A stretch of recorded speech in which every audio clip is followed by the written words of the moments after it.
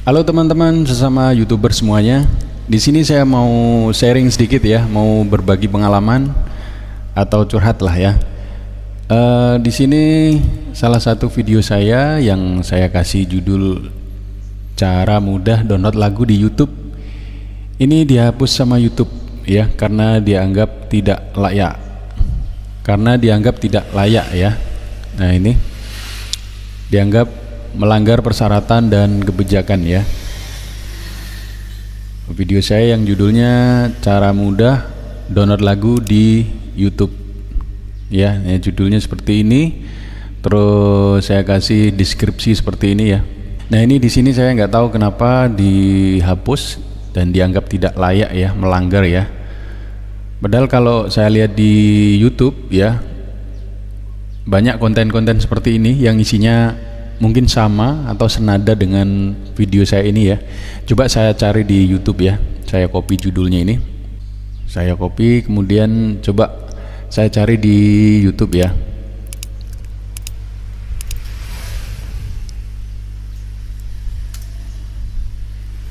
Nah, kayak gini ini kan sama ya. Sama kayak punya saya ini, cara download lagu di YouTube jadi MP3 tanpa aplikasi ya. Ini bahkan ini ditonton sampai 527.000 lebih ini ya. Ini. Nah, ini kayaknya sama ini. Ini juga ya. Nah, kemarin juga aku screenshot. Nah, seperti ini. Ini isinya sama kayak punya saya atau mirip-mirip ya. Gitu ya. Ini ditonton sampai 290.000. Ini 115, ini 479.000. Ya.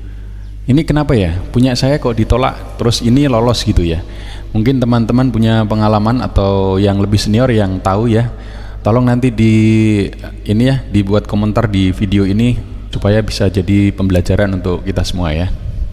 Isinya ya di situ saya ambil link dari YouTube, kemudian saya copy linknya, kemudian saya convert ke, sekarang kan banyak sekali tuh aplikasi atau web yang menyediakan itu jasa untuk convert dari video terus kita jadikan MP3 gitu ya.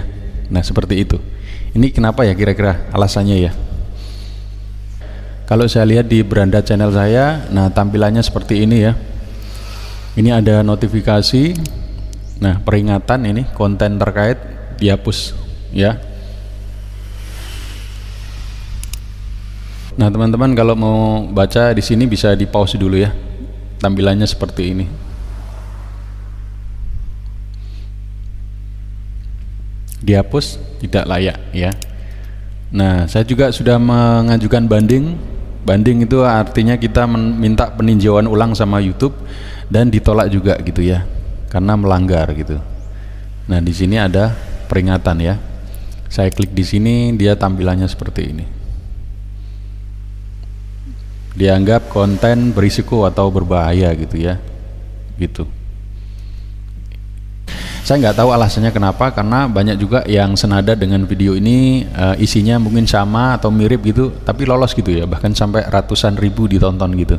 Dan kemarin saya juga sudah coba untuk menghubungi tim YouTube ya, lewat chat bantuan. Di situ saya belum mendapatkan jawaban yang memuaskan ya. Jawabannya cuma ya umum-umum aja ya, intinya ya melanggar gitu aja ya. Coba sekarang kita dengar penjelasan dari YouTube ya. Kalau channel kita melakukan pelanggaran seperti ini, pengaruhnya seperti apa, risikonya apa, dan apa yang harus kita lakukan. Coba kita dengarkan dari tim YouTube ya. Saya klik di sini, ini ada penjelasan di sini. Kami paham mendapatkan teguran pedoman komunitas YouTube dapat mengecewakan dan mengkhawatirkan para kreator. Kami tahu kreator seringkali tidak sengaja melanggar aturan dan hanya ingin membuat konten yang bagus. Itulah sebabnya kami menyusun opsi bagi Anda untuk mempelajari pedoman dan mengatasi peringatan yang Anda terima jika terjadi pelanggaran. Mari kita bahas masing-masing opsi ini dan apa artinya bagi Anda serta channel Anda. Pertama, pengingat singkat tentang definisi pedoman komunitas. Pedoman komunitas YouTube menjelaskan jenis konten yang diizinkan dan tidak diizinkan di YouTube.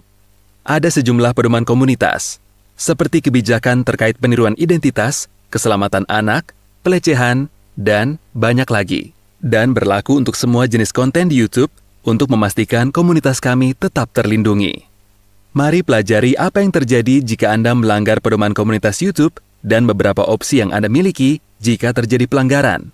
Kami telah merancang sistem dengan batasan untuk memastikan kreator punya kesempatan belajar dari kesalahan dan membuat keputusan yang matang terkait konten mereka tanpa perlu khawatir menerima hukuman. Jika melanggar salah satu pedoman komunitas, pertama-tama Anda menerima peringatan. Setelah diberitahu peringatan, Anda dapat meninjaunya untuk mengetahui kebijakan yang dilanggar dan langkah yang dapat Anda ambil. Anda memiliki 3 opsi. Opsi 1, mengikuti pelatihan kebijakan agar tidak melanggar kebijakan yang sama dalam waktu 90 hari, sehingga masa berlaku peringatan yang diterima dapat berakhir. Opsi 2, mengajukan banding atas peringatan jika Anda yakin pelanggaran itu keliru. Atau opsi 3, tidak lakukan apapun dan membiarkan peringatan tetap ada di channel. Perhatian, opsi ini dapat diterapkan secara fleksibel. Anda dapat memilih mengikuti pelatihan dan tetap mengajukan banding. Atau jika Anda mengajukan banding dan ditolak, Anda tetap dapat mengikuti pelatihan. Jika Anda memilih tidak mengajukan banding atau banding Anda tidak berhasil, sebaiknya ikuti pelatihan karena ada beberapa manfaat tambahan. Anda berpotensi menghapus peringatan saat ini yang diterapkan pada channel. Anda juga diberi peringatan tambahan jika melanggar kebijakan pedoman komunitas yang berbeda, sehingga Anda memiliki lebih banyak kesempatan untuk belajar dan menghindari pembatasan akun di masa mendatang. Mari kita telusuri contohnya. Katakanlah Anda melanggar salah satu pedoman komunitas untuk pertama kalinya. Anda akan menerima peringatan dan Anda akan diberikan 3 opsi. Jika Anda menyelesaikan pelatihan dan tidak melanggar pedoman komunitas untuk kebijakan apapun dalam waktu 90 hari, peringatan akan berakhir dan Anda kembali memiliki reputasi baik. Jika Anda menyelesaikan pelatihan tapi melanggar pedoman komunitas untuk kebijakan berbeda dalam waktu 90 hari, Anda akan menerima peringatan lainnya dan berkesempatan mengikuti pelatihan baru khusus untuk kebijakan itu. Jika memilih tidak mengikuti pelatihan dan bersikap abai, pelanggaran tambahan atas kebijakan apapun akan mengakibatkan teguran pedoman komunitas. Setelah menerima peringatan, jika Anda melanggar kebijakan yang sama dalam waktu 90 hari, Anda akan terima teguran pedoman komunitas meskipun sudah selesaikan pelatihan. Jika awalnya memutuskan tidak melakukan apapun tetapi berubah pikiran, Anda akan selalu punya kesempatan mengajukan banding atau mengikuti pelatihan. Mari membahas apa yang terjadi jika mendapatkan teguran pedoman komunitas. Jika menerima teguran pertama, Anda tidak dapat mengupload, streaming, atau mengedit channel selama 1 minggu setelah Anda meninjau teguran. Setelah periode 1 minggu, kami memulihkan hak penuh secara otomatis. Tapi teguran tetap ada di channel selama 90 hari. Jika menerima teguran kedua dalam periode 90 hari yang sama dengan teguran pertama, Anda tidak diizinkan memposting konten selama 2 minggu. Jika tidak ada lagi masalah setelah periode 2 minggu, hak penuh akan otomatis dipulihkan.